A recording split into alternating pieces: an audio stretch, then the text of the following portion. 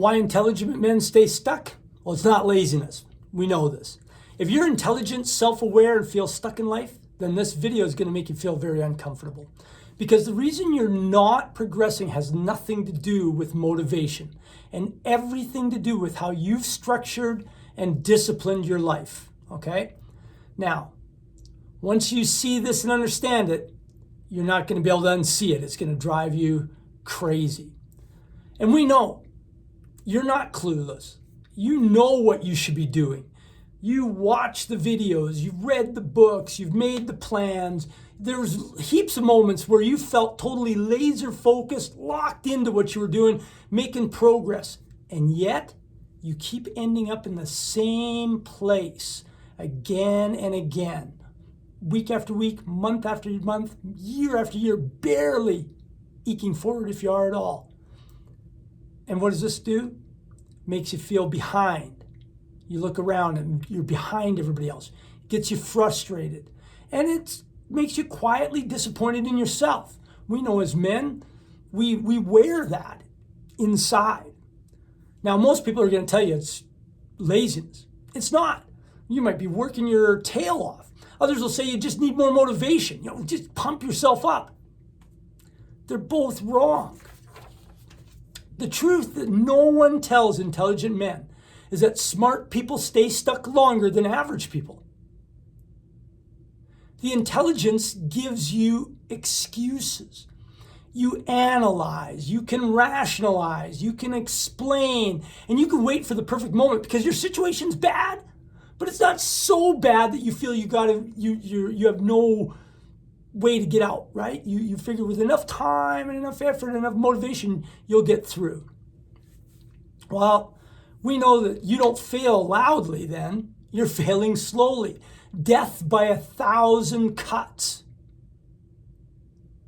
Right? So the real issue definitely isn't motivation. It's that we have no constraints or discipline. The rules aren't governing us. Now, motivation feels super powerful. It does. Winds you up, gets you going. And there's a place for it in our lives. But it's actually dangerous because it convinces us that feeling ready, get going, matters more than structure and discipline. Let's just take a look at the failure cycle, which is what motivation is all about. If we have our life here and we start something new, maybe we go back to the gym, get a new job, whatever it is, we get excited, massively excited. We're just pumped, we're going with all of our energy, all of our focus is in there, and we're giving it everything we got. After a few days, few weeks maybe, we start to tail off a little bit. We're still improving, but the shine's kind of wore off, right? It's something we have to do. Now that lasts a very short time. And once that happens, things become work. They become hard. We're not improving as fast as we thought we were going to. We're not getting to our goals as quickly as what was anticipated. And so we start to go down. Now we start to miss a little bit. Maybe we take the odd day off of work, we don't get our project in on time, we miss the day at the gym, we have a cheat meal day, whatever it is. We start to just miss a little bit. This is where we start tripping up. And our brain knows that this spot here is wrong. We're basically lying to ourselves. And how do we get out of a lie? We blame.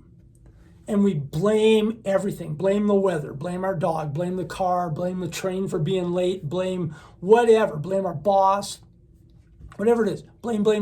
And we've ended up right back where we started from, right? Now doing this once, not a problem. Einstein said failing once is not a problem, but continuing to fail is insanity. So if in our lives we do this all the time, we get excited, tail off, blame over and over and over and over and over again in our lives. And that's what we do. And that's how we stay stuck.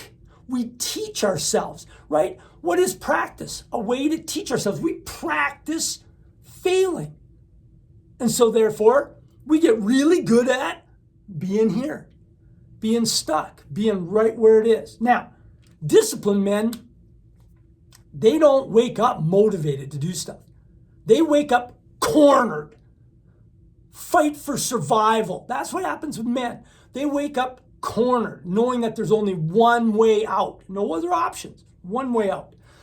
And because of this, their environment, how they structure their environment, leaves them no choice but to act, to take action, which is what we don't. We'll grab a phone and scroll. So your environment does the opposite, gives you options. Remember, all that intelligence gives you options, gives you comfort, gives you complacency, allows you escapes. And every time you escape, it trains you to stay stuck. It trains you to stay right where you've been over and over again, which of course just beats you down. We know this. All right. Now here's the shift. And it changes everything if we shift how we think about it. And how do we have to do it? We have to train our brain differently. So we have to teach it to act. So the first thing to do is to choose one non-negotiable, not negotiable output. One activity, one task, one output that you're going to do today. That might be a good solid hour of work on your project. It might be, going to the gym. It might be getting out for your run. It might be sticking to your meal plan. Whatever it is, pick the one thing. And if you miss it today, you don't do it, the day's a failure. The whole day, done, failed. No negotiating. You got to be hard on yourself. You got to force yourself to act. Number 2 is you have to remove choice. Right? So if you're going to try to do a solid hour of work, turn your phone off, chuck it in another room, lock it in your safe, whatever you have to do. Take away the choice. All right? Don't give yourself an option out.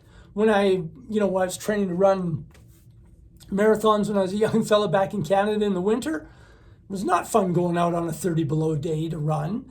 And so there was lots of times you'd want to make excuses not to do, right? So what I started doing was lay my clothes out, my running clothes out before I went to sleep. And if it was really bad, I'd put my clothes on before I went to bed. If I was feeling really, not wanting to go, I'd put it on ahead of time. That way when I got up, there was no excuse. I was already dressed, ready to go. You just go. No choice but to act. Take away the choice, okay? Pardon me. Now, the brain hates resistance, okay? Structure creates resistance. Well, why would I want to do that, Andy? I don't want to create resistance. That'll stop me from doing it. No, we have to teach ourselves to break through the resistance, to go over it, around it, under it, whatever we got to do. We have to bang through that resistance. So teaching ourselves with a little bit of resistance helps us later on. Now, last one is you have to do some assessment. We call this identity enforcement. And it's a very simple thing. You ask yourself one question at the end of that day. Did I act like a man I say I want to become? Did I do what I said I was going to do? Men do what they say they're going to do. Okay? They don't make an excuse. They don't go off because they have no choice. Right? They have no choice. When I started sailing around the world, I made a decision for myself and my family. We were never going to call for help, ever. No matter what. I chose to go. Why would I have to ask for help to get out, right? I was going to be a man and act to do what we needed to do to finish our output. And there's many occurrences where I had to make that happen, and that's how it is. But when you ask yourself, when you're doing this identity enforcement, remember, it's did I do what I said I was going to do in order to be a man? Not how it felt for me. Nobody cares. Not how hard it was. Nobody cares. Just yes or no. That's how discipline's built. Quietly, daily, without emotion. Quietly, daily, without emotion. Now, here's the hard part that most people won't accept. No one's coming to save you. No one's coming to save you. There's no silver bullet. There's no magic wand. There's no video, no book, no program, no motivational speaker that's going to get you there. If it's to be, it's up to me. Your potential doesn't matter. You know, lots of people say that, oh, I have lots of potential. Who cares? Only execution matters. You know, as an elite sport athlete, do you know how many people I saw just throw potential away because they wouldn't act on it? They wouldn't do the hard things it took to maximize their potential. They had to learn to act, okay? Now, if this hits you, if this hurts you, if this made you feel uncomfortable, it's because you already know you're capable of more. You're capable of acting. You're capable of overcoming resistance. You just haven't been doing it. Now, if you want to learn exactly what I did, there's a link in the description. Book a call with me. No obligation. Book a call. Let's have a 15, 30-minute call. Look at where you're at. See if I can help move you forward. You know, I have some tools that I can use. I've got some personal coaching that we can use. But let's set it up. Stop consuming. Start executing. Stop consuming. Start executing. We'll see you next.